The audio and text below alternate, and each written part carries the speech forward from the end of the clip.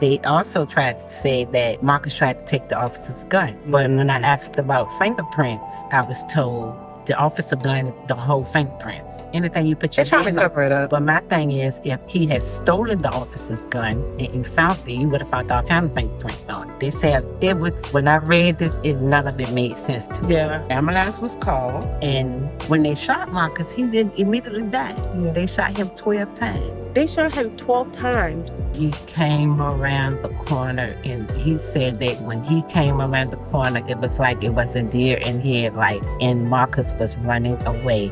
Every gunshot he had was in his back.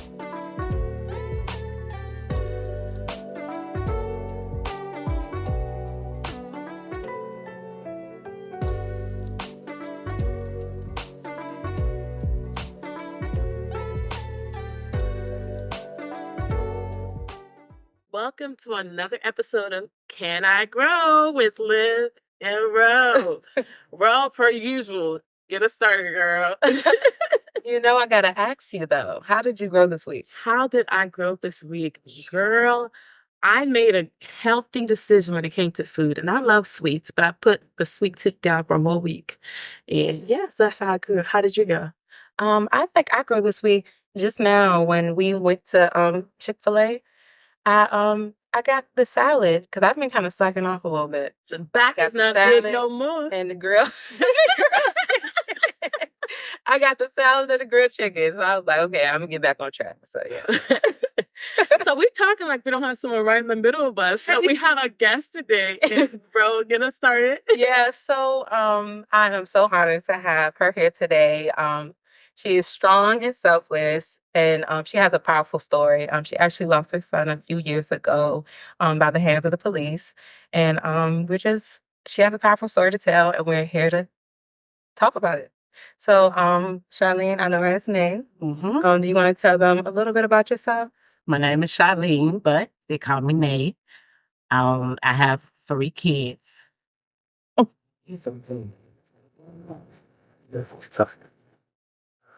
So much fun. Take your time. Take your time.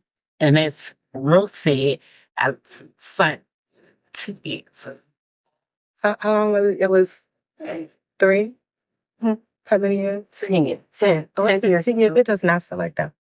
And Time flies. as you can see, Yeah. still great.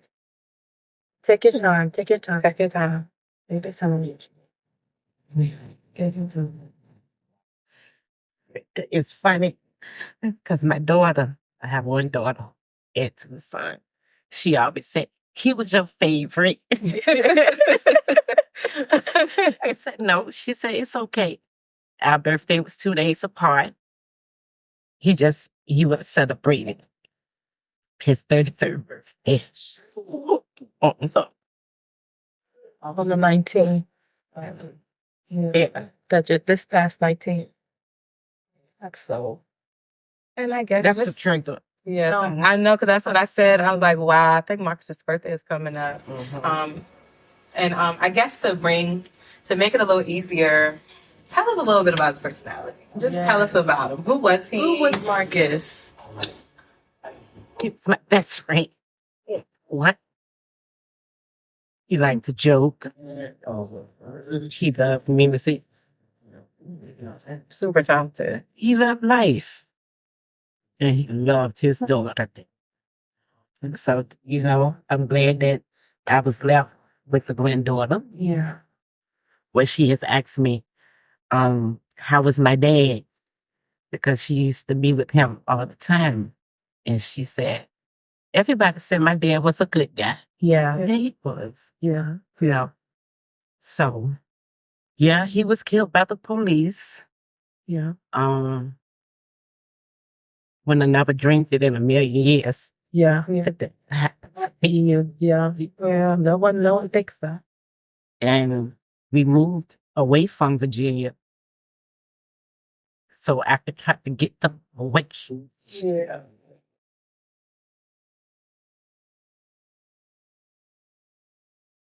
For somebody to take our boys up in for me.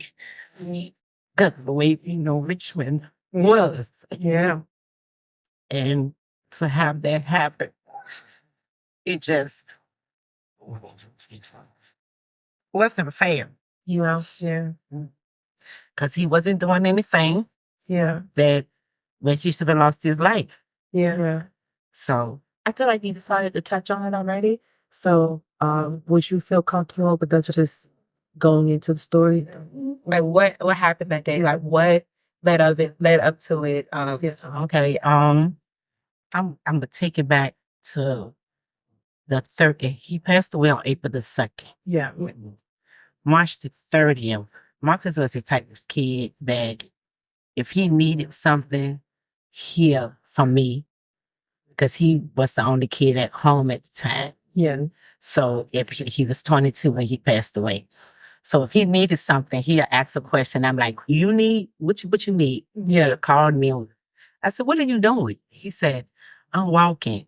I'm walking where? Yeah. And he was like, I'm walking to the store. And I could hear it in his voice. Do you want me to come and pick you up? Right. He was like, no, I'm good. So I told my husband, I was like, we gotta go get Marcus because he needs a ride. Yeah. I said, I'll get you from his store. Well, Picked him where up were you from the guys store located? I'm sorry. in Gwinnett County. Gwinnett County, Georgia. Yeah. Yes. I'm familiar. So when I picked him up, he came home and he had a habit of always getting my cell phone to be on it on Facebook. He loved taking pictures. I have thousands of them in my phone because you never, now I know Yeah. that's what I have to hold on to. Yeah. Because that's all he did was took pictures. Yeah. So the next day, I got up to go to work and I told him, I said, kissed him on the cheek, tell him I love him. Well, not knowing that was going to be the next day. I said, this was on April 1st. Mm-hmm.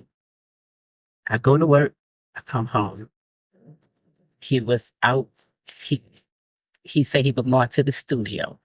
Could he use my car? Yeah. Him and his friend uses my car, and he go to the studio. So I'm in the house cleaning up. No, I went walking that day and came home, cleaned up, and my car pulled up in the driveway. His friend was driving. I looked out the window. I didn't see him. Yeah. I said, where's Mom? She said he in the car, but he had the seat laid all the way back. Yeah. I told him he didn't even get out to come and see his mom. He had no man. Night went on, and I never thought, but no. Having in the house. Yeah. Yeah. Yeah. And I left it off. Yeah. About 3 o'clock that morning, my husband woke me up and he was like, where's Marcus don't know that you don't have to go to work today because I got off that day that Wednesday. Yeah. I said, Dad, he's not here. Took my phone out. I ain't feel nothing. Yeah. Took my phone out. I called him. He didn't answer. So I started calling his friend. Her phone kept going straight through voicemail. And I'm like, no. Went to Facebook. Yeah. And his last poster was on my way to the studio. Yeah. That right there raised the make. It was a frequent, it sounds like it's a frequent poster. Yeah. Mm-hmm. Yeah. Some told me to go straight to, I went to Facebook, didn't see nothing.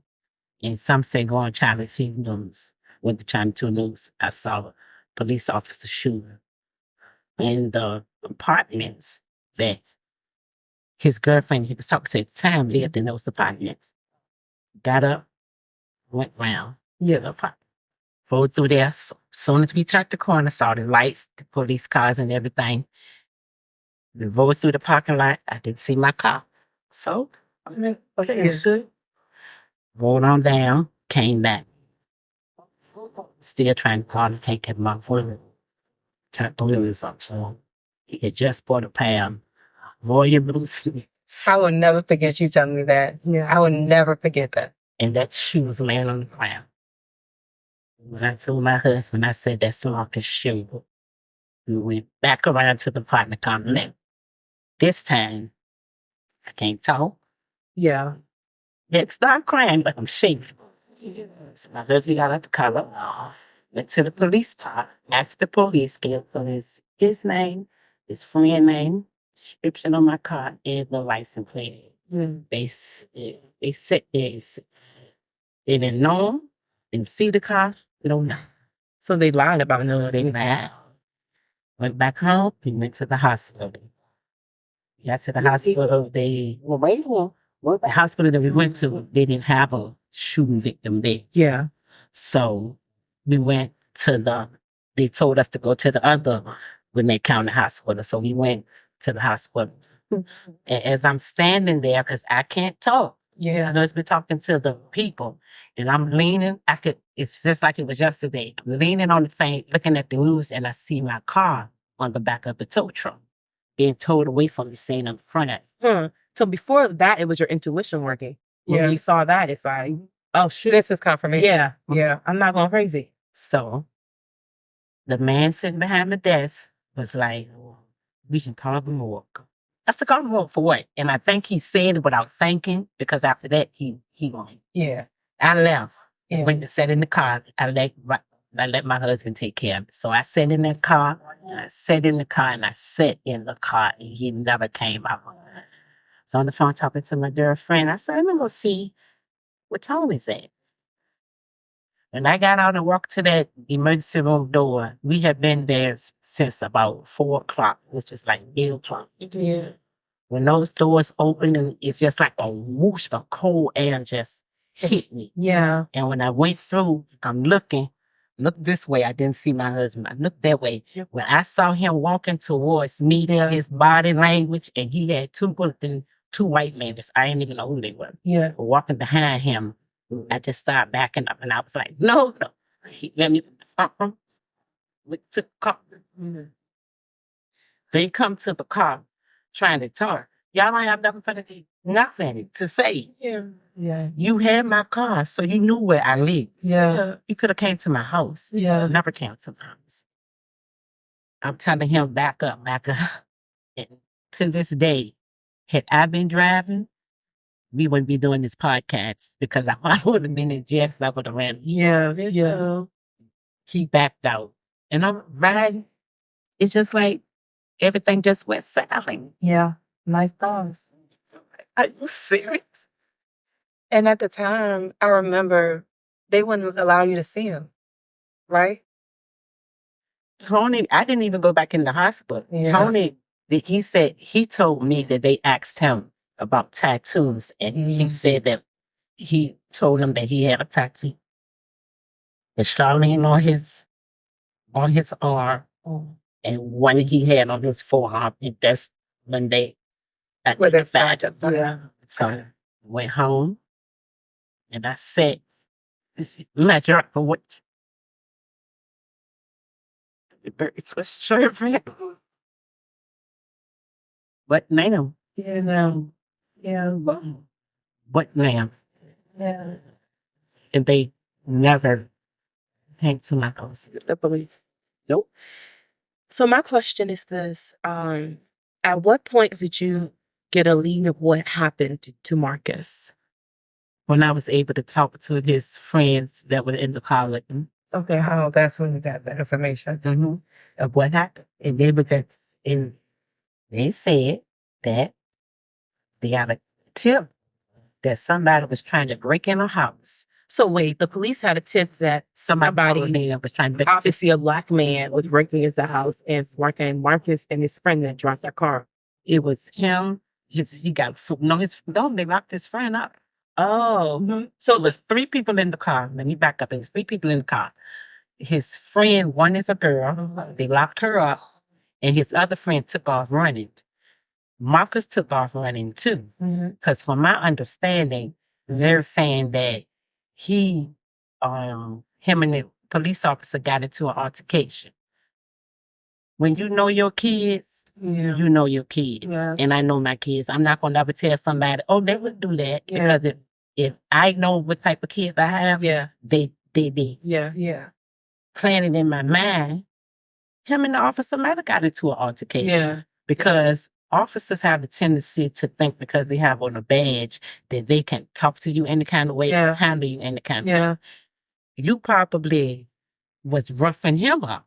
Because from my understanding, whatever wound that the officer had, whatever wounds that Marcus, I think he said what Marcus had, they were defense wounds. Yeah. So if he got defense wounds, So what I'm hearing is that the officers thought they fit the description, probably confronted Marcus's friends, and Marcus is like, "What are you talking about? I know." he jumped out and ran. Yeah. He jumped out into a foot chase. They did a foot chase. Okay. So they did a foot chase. Officer Bottom caught over Marcus. Made me run, so now you will rough him up. Yeah. He ain't gonna let you rough him up. And from what I heard, they thought that he like tumbled down like a hill or something. So the officer told me that. Yes, and that's how he got his injuries. And they also tried to say that Marcus tried to take the officer's gun. But when I asked about fingerprints, I was told the officer gun don't hold fingerprints. Anything you put your They're trying to hand on. cover it up. But my thing is, if he had stolen the officer's gun and he found it, he would have found all kind of fingerprints on it. Yeah. They said it was, when I read it, none of it made sense to me. Yeah. The ambulance was called, Yeah. and when they shot Marcus, he didn't immediately die. Yeah. They shot him 12 times. Wait, what? They shot him 12 times. Was it the officer that tumbled down the hill that shot him 12 times? His partner is Pop. So the officer tumbles down the hill 12 times. I mean, not 12. Tumbles down the hill. Then his partner takes his gun out and shoots this man 12 times. He came around the corner, and he said that when he came around the corner, it was like it was a deer in headlights, and Marcus was running away. Every gunshot he had was in his back. And at this time, did they have the cam footage back then? Wow. In his back. Even if he's running away, you don't need 12 shots to, and you don't need to shoot him in his back. You don't need 12 shots to stop this man. But I didn't even know that it was that many until I got the autopsy report. And that's why they were trying to like not trying to cover it up. And a dead man can't talk. Yeah.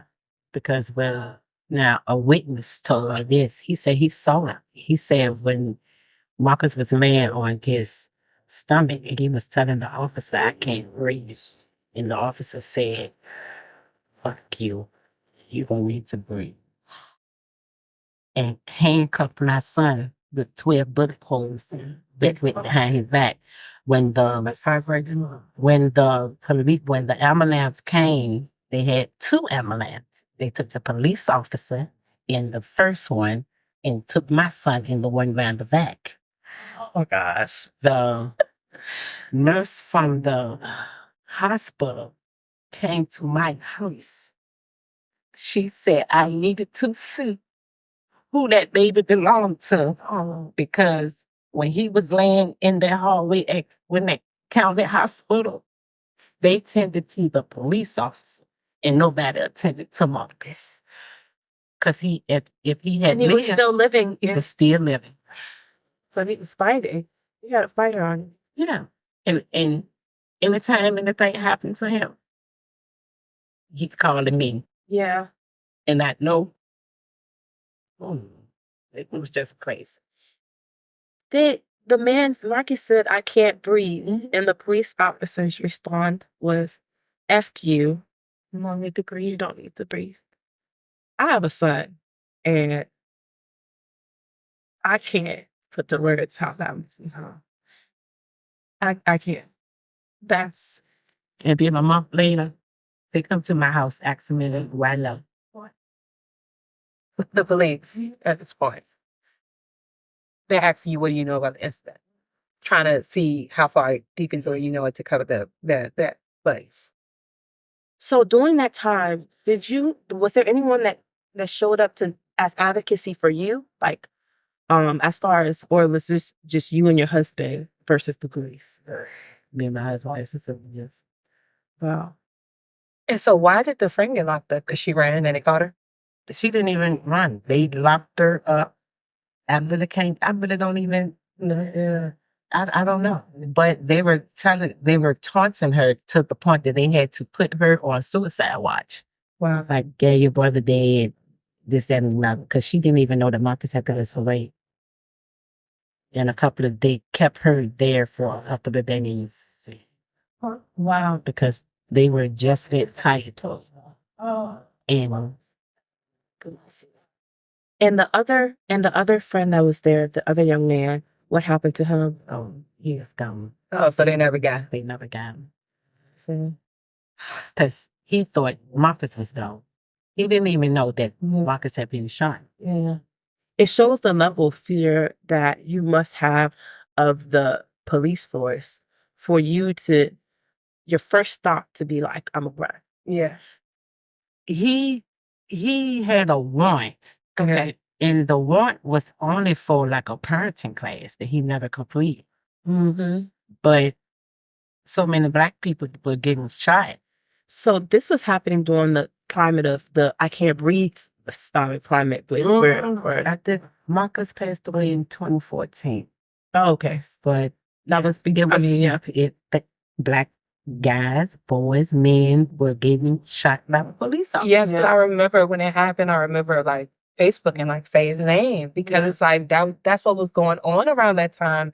But I think the only thing that I wonder why no one caught anything on footage. Yeah. 'Cause that's the only thing that The body cams were not as prevalent at that. not even that though, but the bystanders.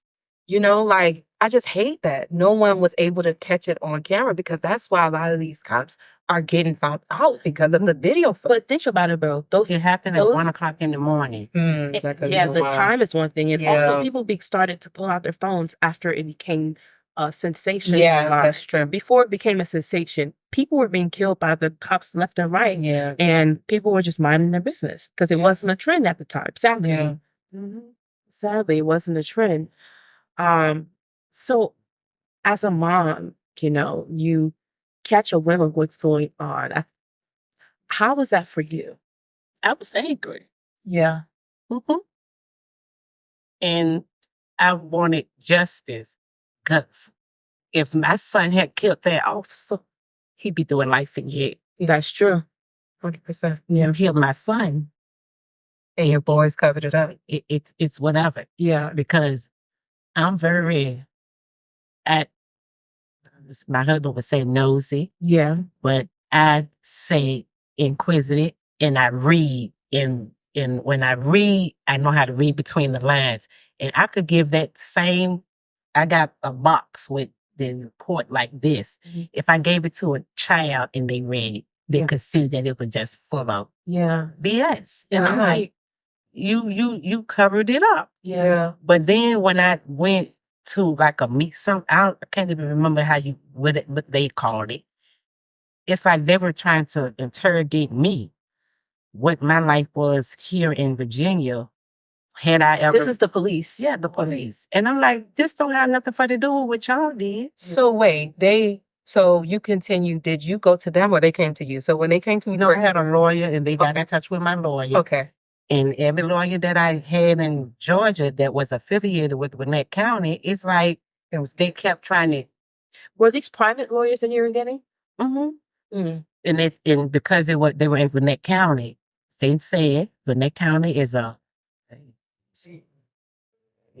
It's kind of like a small town type of guy. No, it's not. So I know it's not a small town, but I'm talking about the mindset. Gwinnett County is predominantly white. and racist. It's a lot of white people. Okay. It didn't stick together. So I had to go outside of Gwinnett County. And when I got a lawyer outside of Gwinnett County, and me and him talking, and he was looking like, yeah, it's still open. I don't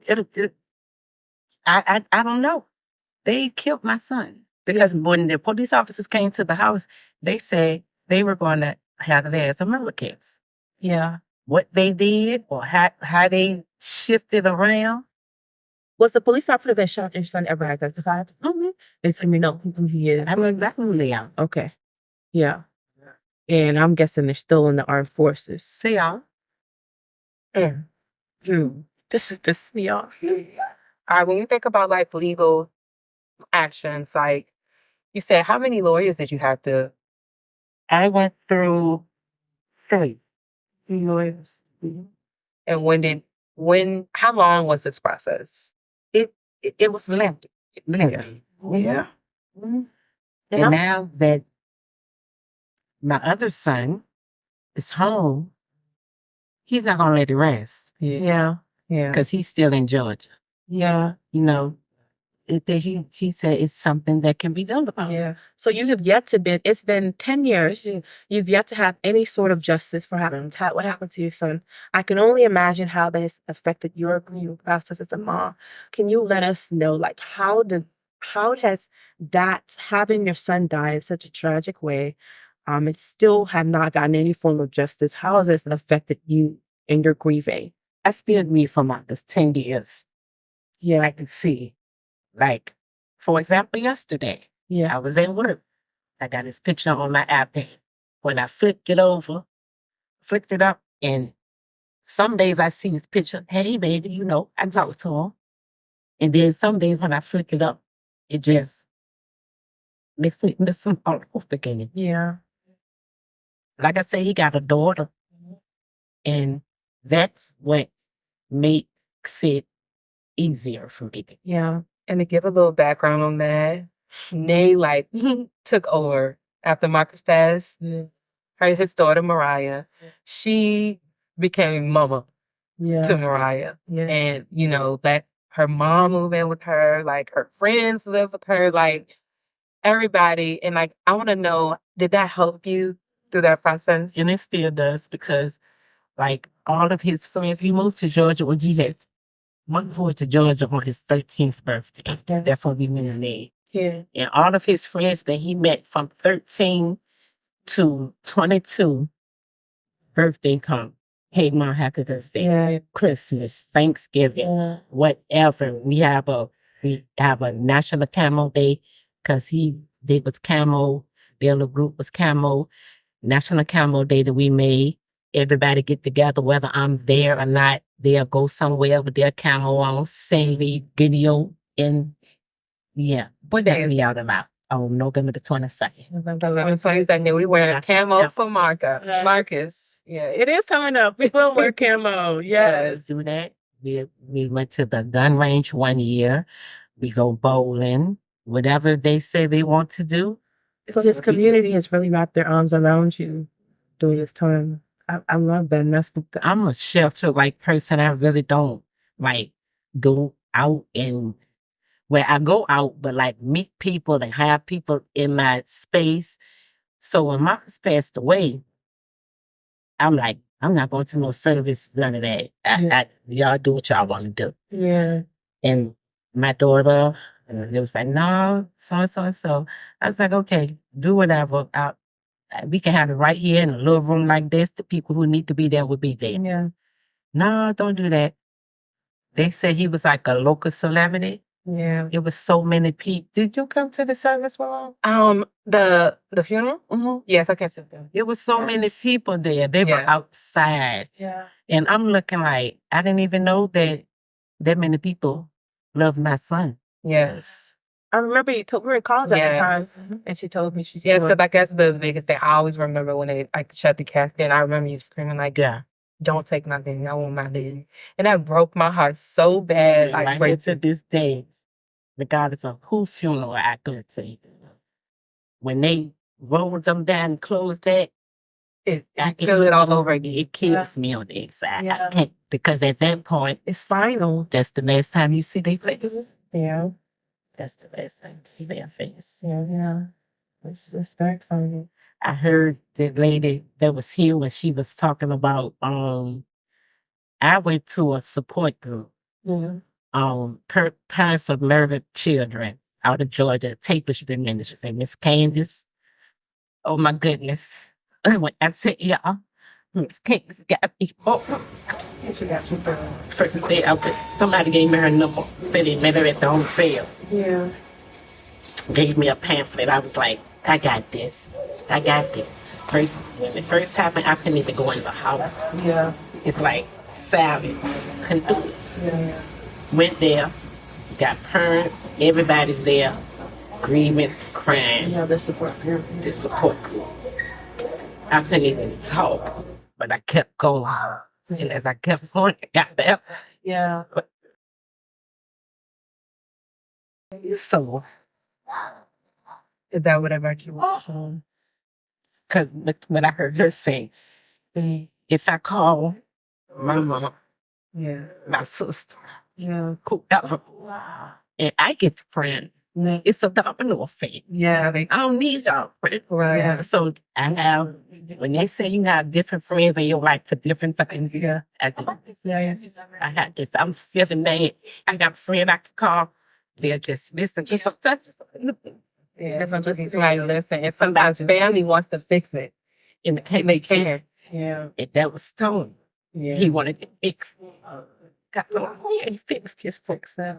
So my question is, how does someone show up for people who have experienced loss? Like how does someone show up?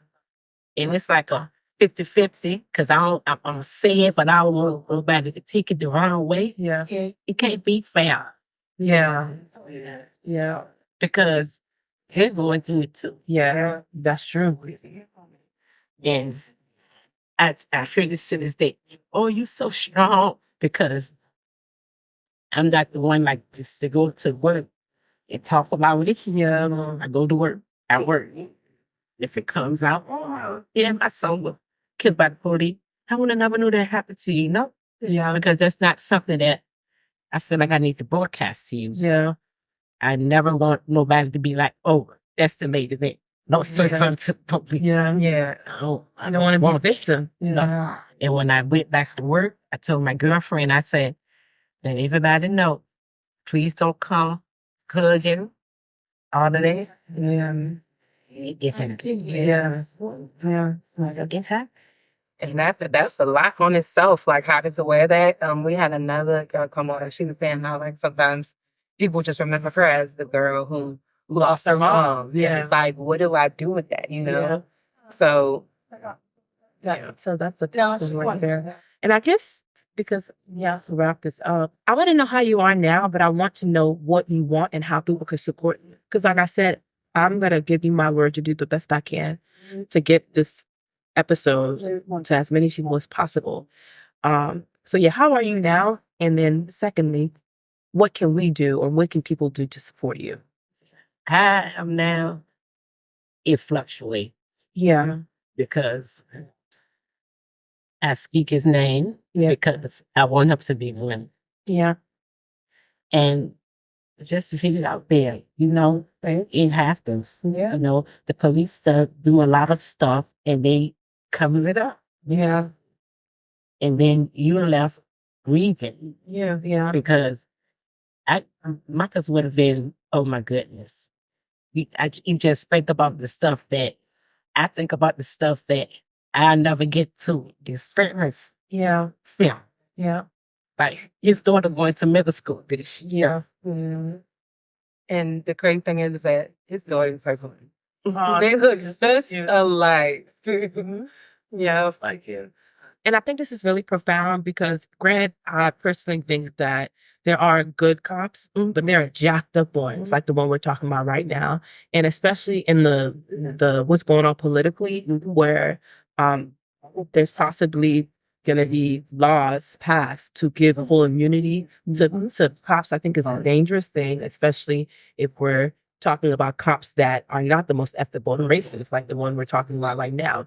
So I think it's perfect timing for this to go out. Yeah. I want to be mad with them, but you can't be mad with all of them because all of them are not. All are not, exactly. And they are necessary. Cops are necessary. But there needs to be some type of accountability continuing to be had. Yeah. And I think what I want accountability. Yes. Accountability. And honestly, one thing I would say, we need a bad lawyer who's not scared to take this case. Yes, who will take up Gwinnett County and not be scared. Because that's what it sounds like to me. Those lawyers are kind of scared. Yeah, they might have not had the backing. So I think you just said something. You said, I need accountability. Is there anything else that you need? Yeah. She said she need her baby. That's what I need. Right? What I need, I can't get. Yeah. And that's that comes with the fixing part. You can't fix it. Yeah. If you can't go over there and breathe breath back into his body, that's the only way it can be fixed for me. Yeah. They fix it. It never was about suing Gwinnett County for money. Yeah. It was just suing them for justice. On justice. Because he's a person. Because in all actuality, when I listened to your story, they did not treat him like a person with the with the mom, with the daughter, with the sister at home. Like You his know, life it was valuable. And the way yeah, they tried to portray him, like he had a death wish. He didn't have a death wish. yeah, He was making music. He wanted to take care of his child, yeah. his daughter. So, just trying to make sure that Had a death she's wish, like good. what? I'm sorry. No, I said they were the way they tried to portray it, like, oh, he did this with the police officer. He did that. Yeah. He ain't stupid. I'm sure you chatted with him about the police. Like, yeah, he knew. And it just makes me think too, like his music. I wanna because I know through the grieving process, at least his cousin, Brandon, he used to listen to his songs every day. Every day. He has some great music. He was really gonna be found with it. He was gonna be something. That's If what we have rap all one his day- voicemails on my phone. If you can you share either a song or voicemail for I us? want to find because I can't find that CD. But if we can get course. Thank you, yes. please. Yeah, Yeah. we will do it. We'll have it playing in the back. I can't find Got it. it on, Tony got it on his phone, and he's on iCloud. Can you share that with us? Okay. And we will do a short tribute at the end with this music in the background to honor Marcus. And say his name. His name is what? Marcus who? Say his name. Marcus Garner. Marcus Garner, Yes. also known as Fresh. Yes. Yes. And contrary to what that police said, you don't need to breathe. Marcus, as well as all Black boys and men, need to breathe. Sometimes I feel like I can't breathe. When I think about it, they just don't know how they shook my life up. Yeah. It's like, I heard somebody say something like survival remorse. Why you? It should have been me. Yeah. You felt like that before. It did not say it, not want to be never suicidal, but if Marcus was my only child and he didn't have a kid, Yeah. but that would have been selfish for everybody else that was left behind. Yeah. I do have one follow-up question. How has this losing Marcus affected you? How you and your other children? How your wife? How your sister? How has it overall affected you? Well, for my other kids, and they're grown, I know I'm too overbearing. Yeah. And when I call and they don't answer, I panic. Yeah. Every time I panic. And I have to talk to myself that what happened to us is not happening to them. Yeah. And it's worse with David, my son, Yeah. because he can swim. Yeah. And now things are happening to girls. Yeah. It's like that with my daughter, but it's y'all kids don't understand. The parents just calling and calling and calling. And sometimes when I'm calling, and they don't answer, and I'm calling back. They be like, they answer. I have to switch it to make them, Yeah. So they don't understand that you're panicking right in this moment. But I think sometimes it might be good for them to know that you panic, because then they'll be like, well, dang, I need to answer the phone for Mom. And what's the lady that just passed away we've been talking about? Sonia. See, I can only imagine situations like Sonia and Massey, how that could be traumatic for you. Like, I don't even know that had happened. so you block those things out. Yeah. I don't watch. I have stopped watching the news like I used to. I used to advocate news watch. Watch the news like and if I see something like that happening, I can't watch it. I don't like to talk about it. How has it affected your faith in the justice system? Yeah. I have none. Yeah. Because at this point, they do what they want. Yeah. So I try to just do what I'm supposed to do, so I don't have to have any encounters with them. Yeah. Because I just Yeah. respect them a little bit. Because like you said, we need them. Yeah. But I don't have no faith in them. And it breaks my heart to see that the nasty apples, like that police officer, spoils it from the whole tree. Because there's some people out there that are really trying to make a difference, but it's like their difference is overshadowed by just nasty human beings. But not only that, it's the fact that they feel like they have to stick together Yeah. and be, could protect one another. Yeah. It's like a cult. Yeah. So, and that makes it hard too. And I guess in closing, what is one thing you would like to tell? Like, what advice would you give someone who, maybe a mother who lost a child, or just someone in the grieving process. Listen, 20 years later, and they're still feeling how you're feeling. Like, what is some advice? I really think I need somebody to give me some advice. Yes. Because Yeah. In the thick of it. don't let nobody tell you, oh, it's been that long. You should be over it. Yeah. You don't get over it. Yeah. You Yeah. will not get over it. And I need some advice. Yeah. And I don't know. I make it look good because on the inside, I'm tore up. But I got to put one feet in front of the other because I have to be strong for my kids. I lost a son, but they lost a sibling. Yeah. So I have a request for anybody who's watching this. If you could go down in the comment, whether you're watching this on YouTube, whatever platform you're watching this, write something encouraging. Yeah. And we will share it for sure with Miss Nay. But we just want you guys to just love on her. Because I think you need it. It's the first time I opened about it. Yeah. I'm so proud of much. you. Thank you so much for And coming on here. coming out like I ain't gonna cry. Yeah. But talk about it. I bet somewhere when you stop crying, you're over. Yes, I'll never be. Yeah. I'll never be over. That's one thing we're doing this because this is about to be the end of our grief series. And one thing I think I've learned is that it's grieving never stops. You never stop grieving. Like, and that's okay. Yeah. That's okay. Because like you're forever changed. Yeah. Because of this. Yeah. You're forever changed. And like I said to the person before you, I pray that this small piece in your story of grief is one that brings you a lot of peace and blessings. Even if it's still, no matter what it is, God, I'm gonna pray for you personally. Yeah. For me, I'm gonna be grieving till I close my eyes. Listen, baby.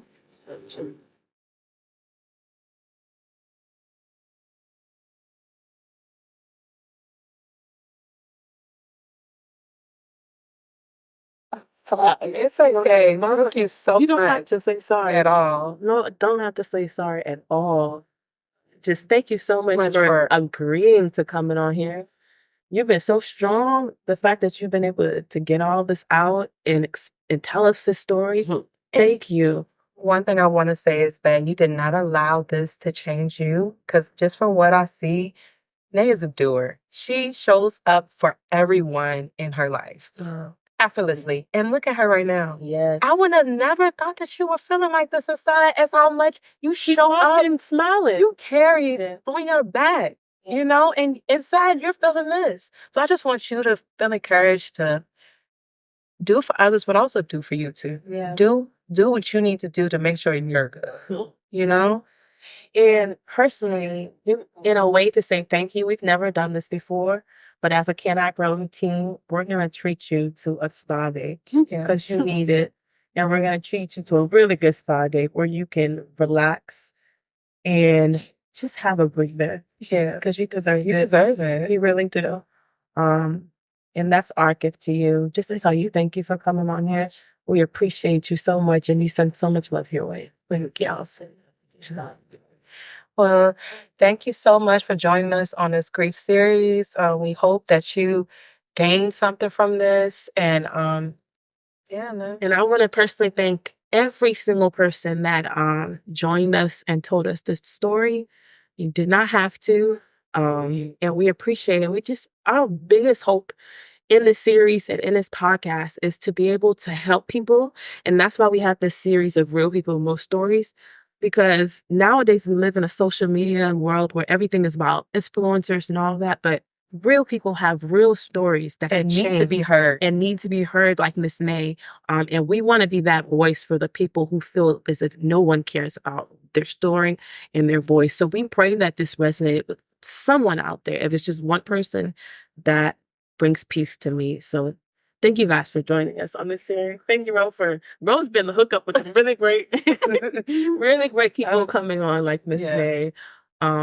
And make sure y'all like, subscribe to support us. We're a new platform, but we need all the support possible. Share with everybody and Say his name. say his name, Marcus. Marcus Garner. Marcus Garner. So until next time, continue to bloom with us. And we'll see you on another episode of Can I Grow? Thank you. Good.